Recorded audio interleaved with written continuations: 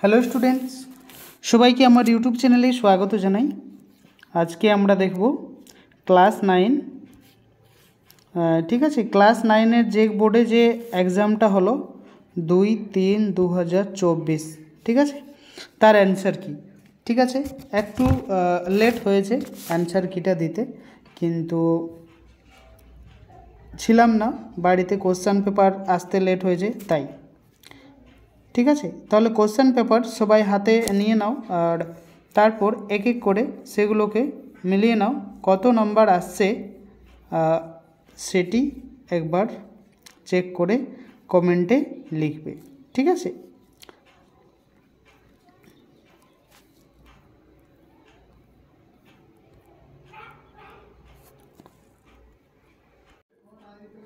আমরা দেখব প্রথম কোশ্চেনটি, কতদিন পূর্বে যাত্রী নৌকা গঙ্গাসাগর থেকে ফিরছিল। তো এটি আমরা সেই যে প্যারাগ্রাফটা আমরা দেখেছি সেখানে উত্তরটা দেওয়া আছে।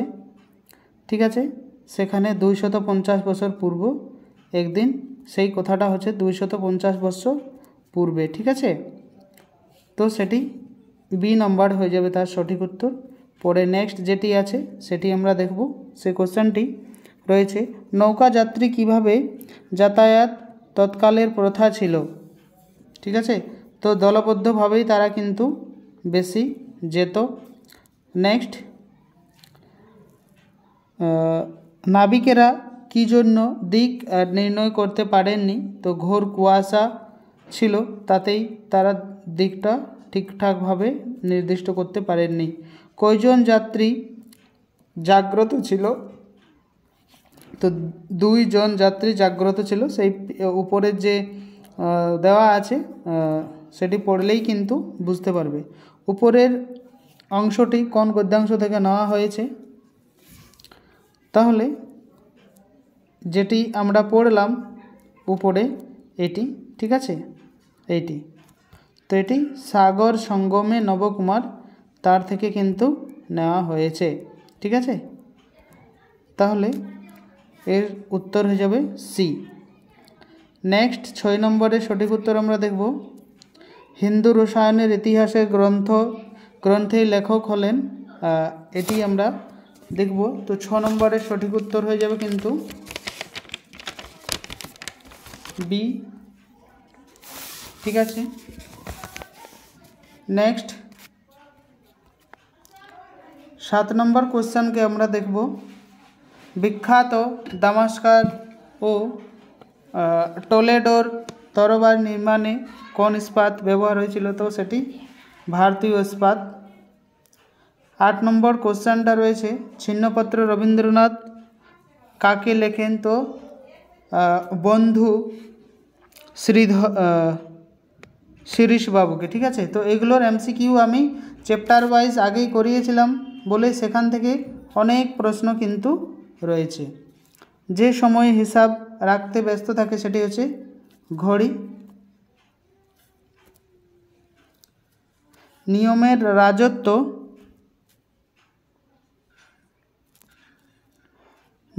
রাজত্ব 10 নম্বর, এটি রামেন্দ্র সুন্দর ত্রিবেদী।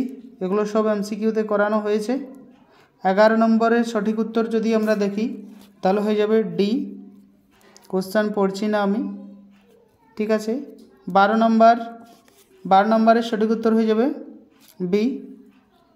নেক্সট 13 নম্বর আমরা যে কোশ্চেনটা দেখব, ঠিক আছে, সেই 13 নম্বরের কোশ্চেন হয়ে যাবে ডি, রাইট অ্যান্সার। নেক্সট, কালকেতুর সাথে ভারতত্ব কিসের সম্বন্ধ ছিল। তো খুড়ো সম্বন্ধ ছিল। নেক্সট 15 নম্বর হয়ে যাবে ভারতত্ব এ। 16 নম্বর হয়ে যাবে সি, বেহুলা। এই কোশ্চেনটি কিন্তু 2022-এ এসেছিল। ঠিক আছে, এটি হয়ে যাবে 17 নম্বর। 17-র রাইট অ্যান্সার হয়ে যাবে কবর। তারপর 18 হয়ে যাবে 18 নম্বরের সঠিক উত্তর যদি আমরা দেখি, 18 নম্বর সঠিক উত্তর তাহলে হয়ে যাবে কিন্তু ডি। 19 নম্বর হয়ে যাবে এ। 20 নম্বরের সঠিক উত্তর যদি আমরা দেখি তাহলে এটি কিন্তু কমেন্টে একবার লিখবে কোনটি এর অ্যান্সার হবে। ঠিক আছে, 20 নম্বর দিয়ে কিউ 20 সমান অ্যান্সারটা লিখবে যেটা হবে। ঠিক আছে, 21 নম্বর, 21 অ্যান্সার হয়ে যাবে ডি। 22 নম্বর হয়ে যাবে বি। 23 নম্বর হয়ে যাবে ডি। ঠিক আছে, নেক্সট রয়েছে 24, ভালো বোঝাচ্ছে না। ঠিক আছে, নেক্সট রয়েছে 24, তাহলে 24 সে হয়ে যাবে সি। 25 হয়ে যাবে দুর্গা। 26 নম্বর যে কোশ্চেনটা, সেই কোশ্চেনটা রয়েছে, তার সঠিক উত্তর হয়ে যাবে কণ্ঠ। ঠিক আছে, 27 হয়ে যাবে এ। 28 নম্বর হয়ে যাবে ডি। 29 নম্বর হয়ে যাবে এ। 30 নম্বর হয়ে যাবে ডি। 31 number B. 32 নম্বর আমরা যদি দেখি তাহলে হয়ে যাবে ডি। 33 number D. 34 নম্বর এ।